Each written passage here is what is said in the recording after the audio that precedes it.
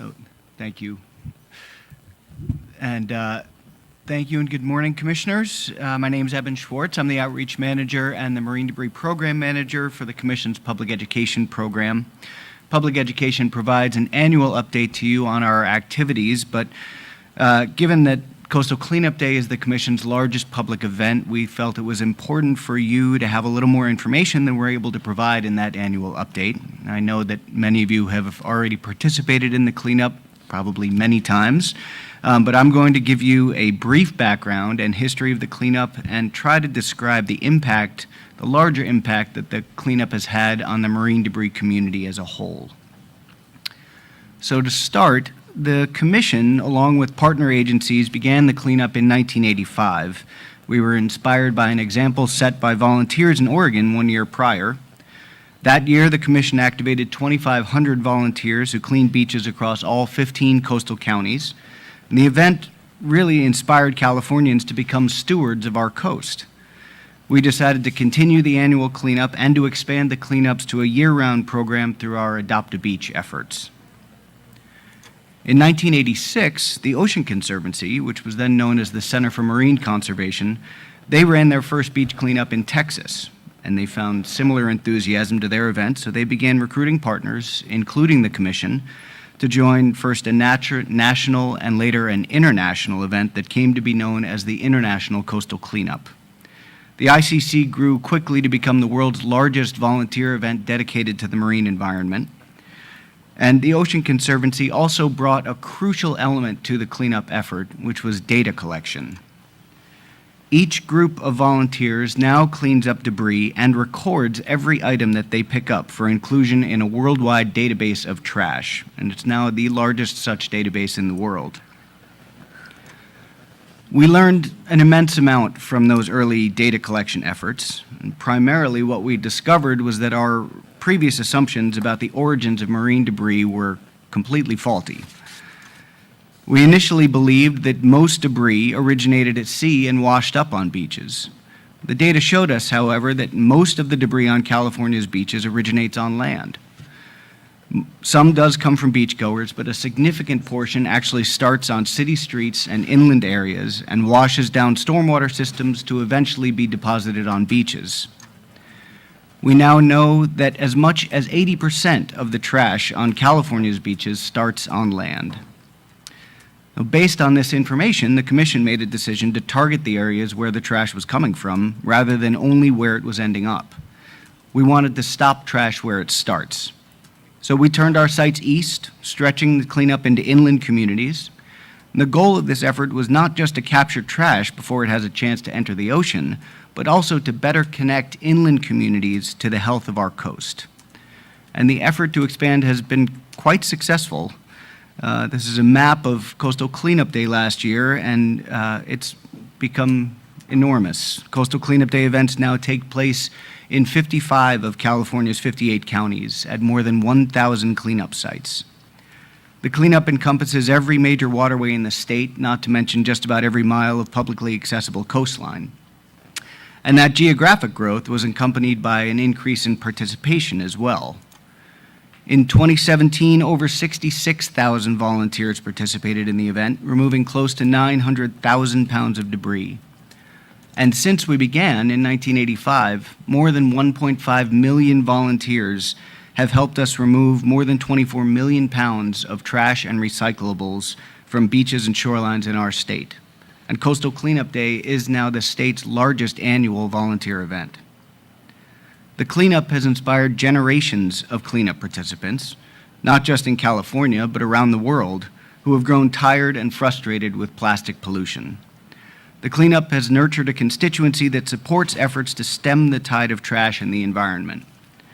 This concern was amplified by the discovery of the Great Pacific Garbage Patch by Charles Moore in the early 2000s.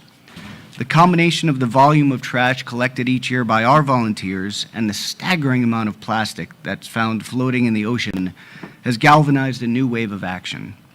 And within our field, that action starts with research. As you can see here, the number of papers published in scientific journals related to marine debris has exploded over the past 10 to 15 years. And what we've discovered has helped us identify the true impacts of debris and plastic pollution, as well as the sources of all this trash. So this past March, NOAA and the United Nations Environment Program hosted the 6th International Marine Debris Conference. Over 750 people attended. It was down in San Diego. But people came from around the world. And it was a great opportunity to get an overview of the current state of the science of marine debris. And what we learned is that the plastic pollution crisis is worse than we thought, and it continues to worsen. More than 8 million metric tons of plastic, that's over 18 billion pounds, enters the world's oceans every single year. And only about 3% of that can be found on the surface of the ocean's gyres. So the fate of the remaining 97% remains largely unknown, although we do know that the world's coastlines are one accumulating spot for large quantities of debris. But plastic debris can also be found on the ocean floor, in ocean sediments, and throughout the water column. It's even found in ice cores taken in both the North and South poles. And sadly, significant amounts of plastic end up in species at all levels of the ocean food chain. Oh, there we go. According to the Secretariat on the Convention of Biological Diversity, over 800 species have been impacted by marine debris, impacts that can range from physical to chemical. And we've now seen that toxic chemicals used in the production of various plastics can migrate into the tissues of the animals that ingest them, causing toxicological impacts at various levels, from macromolecular to the organism itself, and even to entire populations of species. And if these plastics are entering the food chain, that means they're entering the human food chain as well. Recent studies have shown that at least a quarter of all fish and over half of all species found at markets in both Indonesia and California have plastics in them, which means that humans are inadvertently eating plastics when consuming seafood.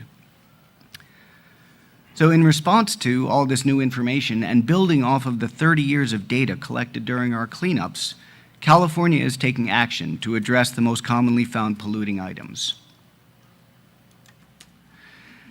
Since 2009, cities across California have been banning single-use plastic grocery bags, an item that was typically found among the top 5 items collected during our cleanups. A statewide ban was finally passed and ratified in 2016, and as you can see from this chart, the bans have had a dramatic impact on what we find, to the point where plastic grocery bags have now dropped out of the top 10 entirely.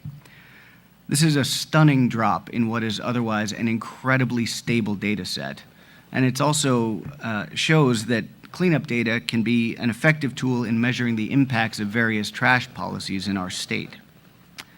Similar efforts are underway now to address foam food packaging, and there is currently proposed legislation to reduce the number of plastic straws used at eat-in restaurants in California.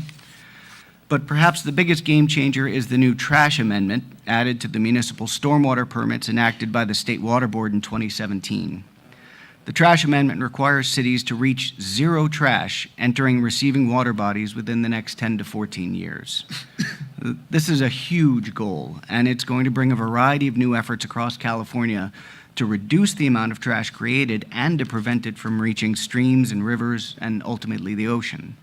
And again, these efforts were both inspired and supported by the knowledge derived from the data our volunteers have collected over the years. Despite all this progress, there's much work left to do. So in 2017, the Ocean Protection Council began the process of revising and updating its ocean litter strategy. The strategy was initially written in 2008 by a steering committee chaired by commission staff, and the commission staff has also served on the steering committee for this latest update.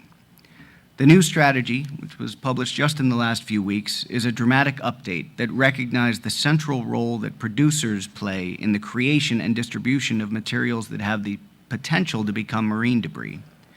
Its emphasis is on source reduction rather than cleanup after the fact, and it calls for new actions focused on the redesign and reduction of materials that create the largest problems for our oceans. The targets of the new strategy were based on data collected during Coastal Cleanup Day, and the cleanup's data will play a central role moving forward in determining the effectiveness of the actions that the entire marine debris community was able to take. Now, it can go without saying that discussing the challenge of plastic pollution and marine debris can be somewhat depressing. The scope of the problem is huge and growing. However, California has a 33 going on 34-year history of combating this challenge, with now 2 generations of volunteers working to protect our coast and ocean. Coastal Cleanup Day continues to be the state's most popular annual volunteer event, which is a testament to our growing awareness about the issue, but also a sign of our collective love of our coast and natural areas throughout the state. The Commission, through our cleanups, has helped create a constituency for change. And thanks to that, change is coming to California, change that will provide long-term benefits to the health of the coast and the people who cherish it. And now I would like to invite each of you to be part of that movement. This year's Coastal Cleanup Day will take place on Saturday, September 15th from 9 a.m. to noon in most locations. As you saw from our map, there will definitely be a cleanup site near you, no matter where you live. And in the coming months, I'll be reaching out directly to each of you to help you find a good location. But in the meantime, thank you for all that you do to support Coastal Cleanup Day. And for those listening or on the webcast, if you'd like to learn more, you can visit us at coastalcleanupday.org. Thanks very much.